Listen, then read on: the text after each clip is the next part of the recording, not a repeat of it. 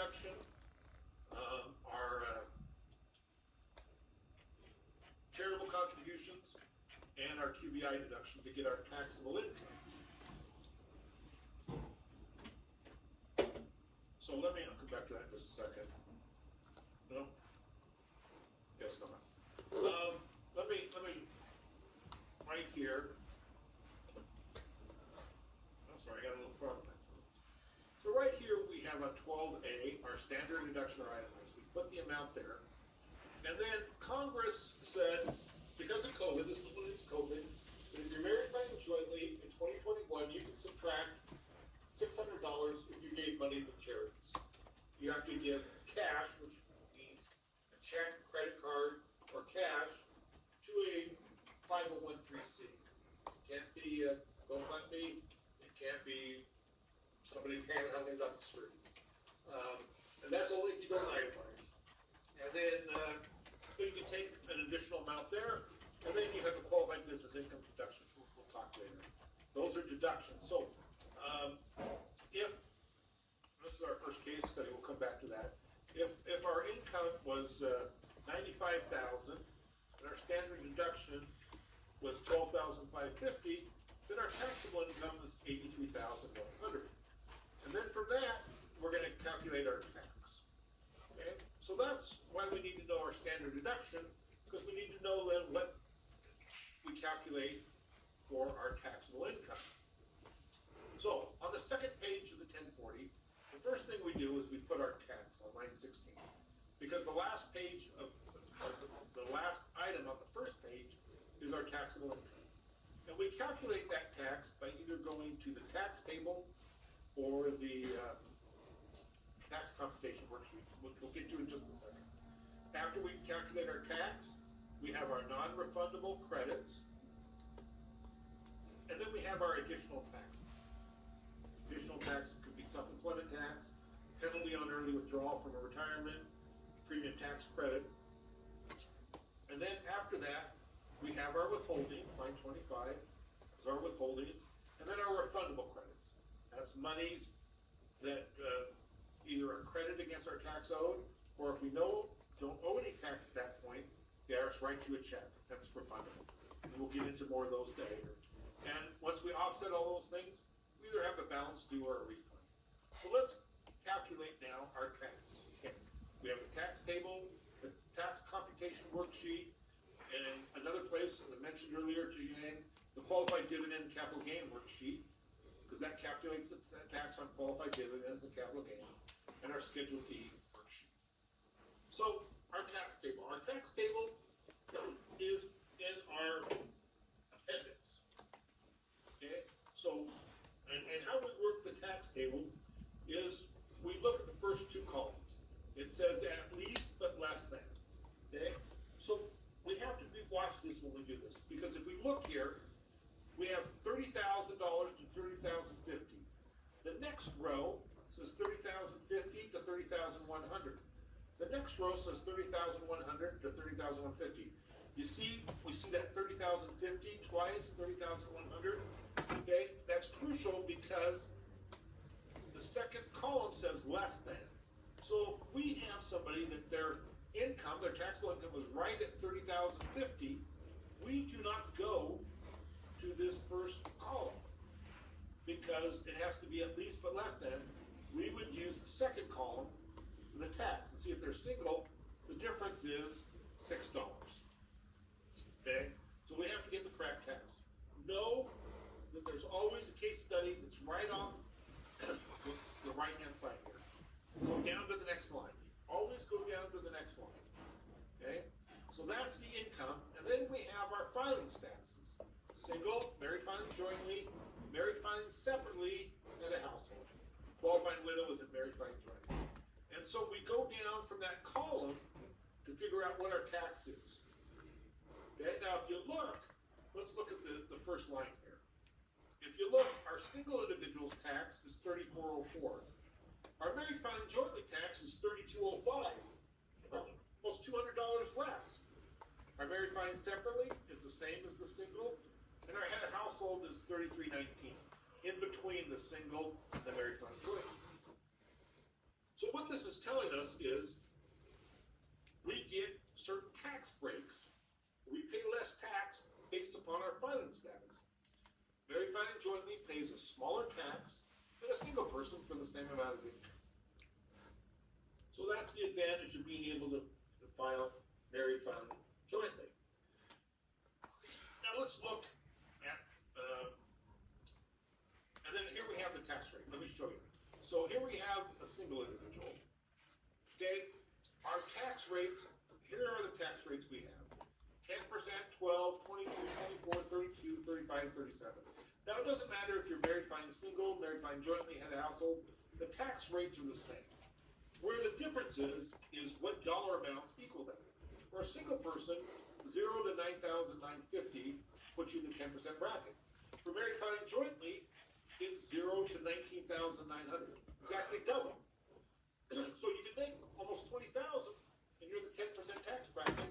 For a single person, you have to make less than 10,000. Head of household, it's 14.2. Again, kind of in between the two. And so that's how we calculate our tax, based upon what bracket we're in, and then what our tax is. So let's say we have an individual who's married, filing jointly, and their combined wages, their combined taxable income was $72,623. Well, what we're going to do is we're going to go on this chart here, and we're going to find 72,000. You see it's broken down by thousands. We don't see it. It goes 66, and then right below it, 67, 68. There's 3 columns of 3. 69, 70, 71, 72, 73, 74. So we're looking here at 72, and we have to find where 72, 623 comes into play. So we scroll down, and we see 72, 100, 200, 300, 400, 500, 600, and we see 72,600, 72,650. So that's where we're going to be. Now we go down and find our filing status, and they tell us it's married filing jointly, so we're going to be here. And so where the intersection of these two things happen, that is our tax. Okay? And so here's the intersection. $8,317. That is our married filing jointly tax on this amount. Now, look at if we were single.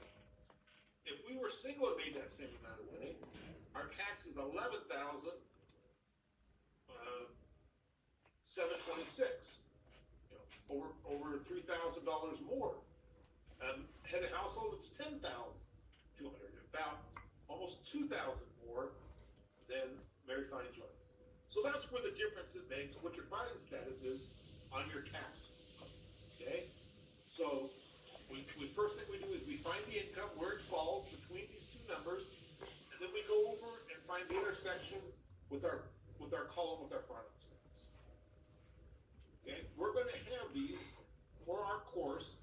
You're going to be doing these for every case study. You're going to be able to calculate. Now, the other thing we're going to have to do, this tax table maxes out at $100,000. Again, this is in your appendix. You're going to use this quite often. It maxes out at $100,000. So if your taxable income is more than $100,000, you've got to use the tax computation worksheet. Okay? And that means we're going to have to calculate the tax. So let's say we have a married filing jointly couple that their taxable income is single person. I apologize. This chart is single. It's different for married filing jointly. A single person whose income is $150,000. Okay?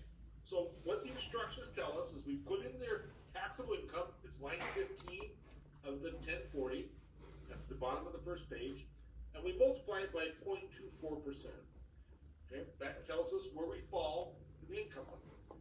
If the income was $175, it would be the next row down. So if we multiply this by 24%, we get $36,000. So then what we get is the next column says we subtract that amount from the $36,000, the $59.79, and that gives us their tax. And the tax then would be $30,021. Okay, so that's what the tax would be for a single individual who made $150,000. We don't have the tax table to go through to. The tax table only goes up to $100,000. Okay?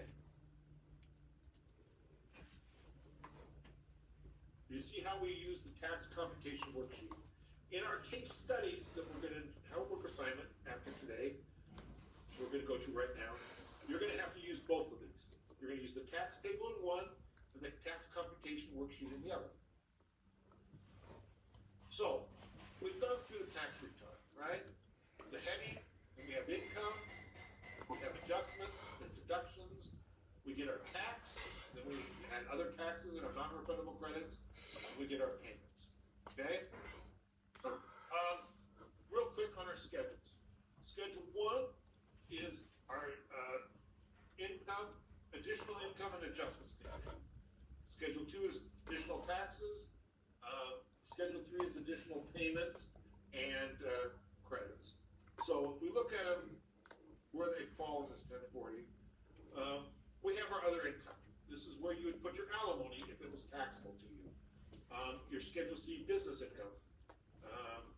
Your rental income would come here with Schedule E. Unemployment, which we see a lot. Gambling income. Those are all things that we add all those up, and then it says it goes to line 8 of our 1040, which would be right here, line 8 of our 1040. Then on our adjustments income would be things we subtract.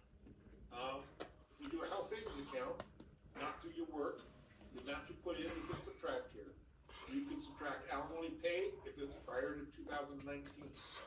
Student loan interest, IRA. You contribute to an IRA, you could deduct for that amount. And we put all those amounts in and total them up, and then that goes to line 10. Okay, so line 8 is adding income, line 10 is subtracting. Then on our Schedule 2,